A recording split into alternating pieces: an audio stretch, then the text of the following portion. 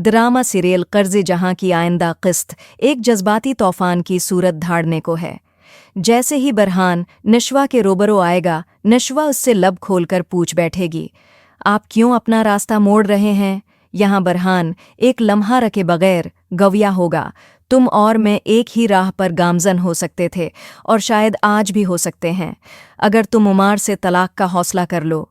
सवाल ये है, क्या नशवा वाकई बरहान की इस ख्वाहिश पर अपना बंधन तोड़ने पर आमादा हो जाएगी? क्या वो और बरहान तकदीर की लकीर में जड़ पाएंगे? ये सब जानने से पहले अगर अब तक आपने हमारा चैनल सब्सक्राइब नहीं किया तो फ़ौरन कर लें, क्योंकि ये दास्तान एक नया मोड़ लेने जा रही है। अब जबकि उमार और नशवा की शादी हो चुकी है, हालात किसी मुस्कुराते उफ़्क़ की नवीद नहीं दे रहे। उमार अपनी ज़िंदगी में किसी तब्दीली का खूगर नहीं, जबकि नशवा उम्मीद रखती है कि वो उसके साथ एक पुरअमन और खुशगवार ज़िंदगी गुजार पाएगी। नशवा की उमार के कमरे में मौजूदगी उमार को अपने वजूद पर ही बोझ लगने लगती है। वो अपने साजो सामान को लपेटे देखकर तलखी से बप्फर उठेगा और अपनी झंझलाहट नशवा पर अंडेल देगा। दूसरी समत, नशवा एक ख्वाब की तरह उमार की शख्सियत को सुधारने की आरज़ू लिए बैठी है। वो उसे दौटौक लहजे में जतला देगी, अब तुम्हें ये तस्लीम करना होगा कि हम शादी के बंधन में जकड़े जा चुके हैं, एक ही छत के नीचे रहते हैं। बेहतर होगा तुम अपनी हदों में रहो, वरना तुम्हारी ज़िंदगी की गिंदगी मेरी दुनिया को भी आलूदा कर देगी। इसके जवाब में उमार अपने मखसूस तंजिया अंदाज में कहेगा, ये सब बातें अपनी जगह दरस्त, मगर मैं मोहब्बत की कहानियां सुनने का शौकीन हूँ। कभी वक्त निकालकर मुझे तुम और सर बरहान की लव स्टोरी ज़रूर सुनाना, यकीनन मज़ा आएगा। फिर वो मुस्कुराते हुए कहेगा, मुझे खुशी है कि मैं फरियाल से निकाह करना चाहता था। फरियाल बरहान की चाहत में थी और बरहान तुम्हें दिल में बसाता था, मगर अंजाम तुम मुझसे बंधी हो। बाकी कुछ भी जैसा हुआ हो, फरियाल और बरहान का जो मुलाप हुआ है वो मेरे लिए खुशी का बायस है। यहाँ नशवा गवियाई की खामोशी ओढ़ लेगी, क्योंकि वो बखूबी जानती है कि उमार जितना अपनी बातों में उलझाया जाएगा, इतना ही वो बढ़ चढ़कर वार करेगा। मुमकिन है नशवा एक दिन उसे नरमी से समझाए, मेरी और बिरहान की कोई दास्तान मोहब्बत न कभी वजूद रखती थी, न ही कोई नाज़िक एहसासात हमारे दरमियान कभी परवान चढ़े। अगर तुम्हें ऐसा लगता है तो तुम्हारी बदगुमानी तुम्हारा अपना अजाब है, जिसे मैं सुलझा नहीं सकती। तुम्हें चाहिए अपनी सोच का रख बदलो, जो रोज़ बरोज़ पस्ती की तरफ सरकता जा रहा है। उमार इस बात का कोई जवाब दिए बगैर मुस्कुराते हुए सिर्फ इतना महसूस करेगा कि बाजी अब भी उसके हाथ में है। अगले ही दिन जब नशवा दोबारा दफ्तर लौटेगी तो जैसे ही उसकी नज़र बरहान पर पड़ेगी और बरहान की निगाह उस पर ठहरेगी, वो फ़ौरन अपना रख मोड़ लेगा। नशवा हैरत व बेचैनी के आलम में उसके पीछे दौड़ते हुए जा पहुंचेगी और गहरी सांस लेते हुए बोलेगी, ये क्या रवैया है बरहान, आप मुझे देखकर यूं रास्ता बदल लेते हैं, ये किसी तौर मुनासिब नहीं। बरहान की नज़रों में मायूसी की धुंध छाई हुई होगी।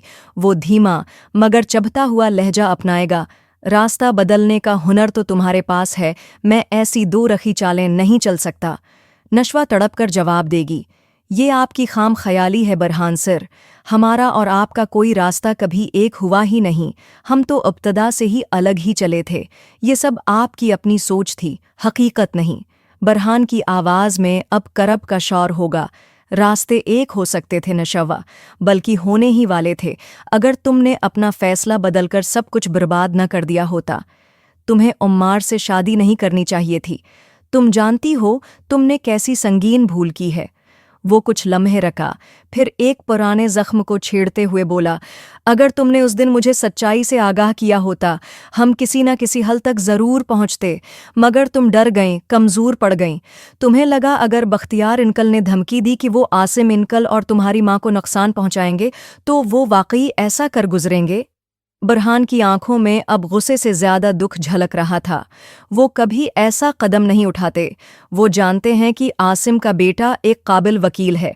अगर वो आसिम इनकल को हाथ भी लगाते तो उनकी पूरी नस्ल सुलाखों के पीछे गलती सुड़ती रहती, मगर तुमने अक्ल का दामन छोड़ दिया। एक लम्हे को खामोशी छा गई, जैसे जज्बात को लफ्ज़ों का सहारा न मिल रहा हो।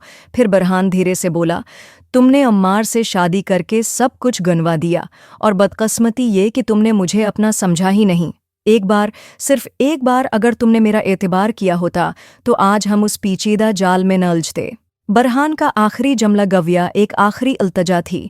اب بھی وقت ہے نشوا، ابھی بھی سب کچھ بدلا جا سکتا ہے۔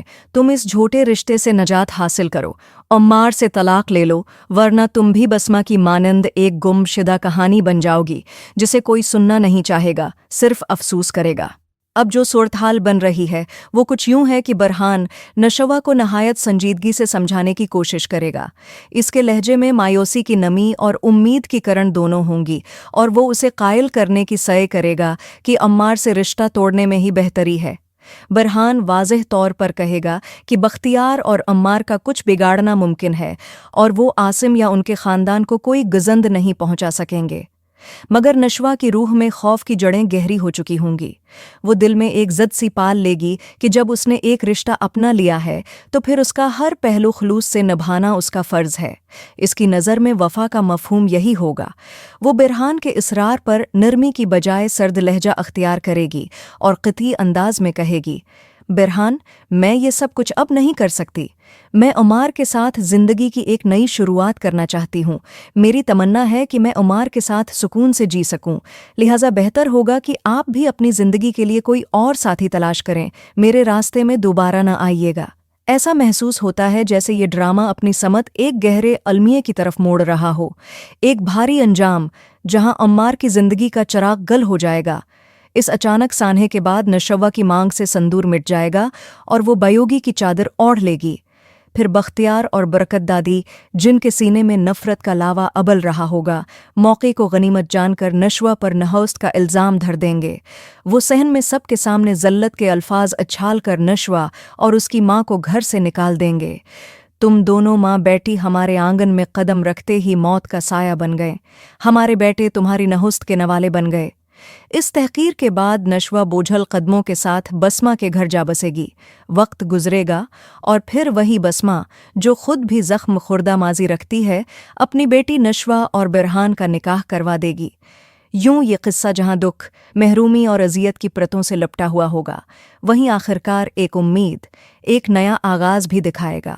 تو اس دل ہلا دینے والی کہانی کے بارے میں آپ کا کیا خیال ہے؟ کمنٹ میں ضرور بتائیں، اور مزید جذبات سے لبریز کہانیوں کے لیے ہمارے چینل کو سبسکرائب کرنا ہرگز نہ بھولیں۔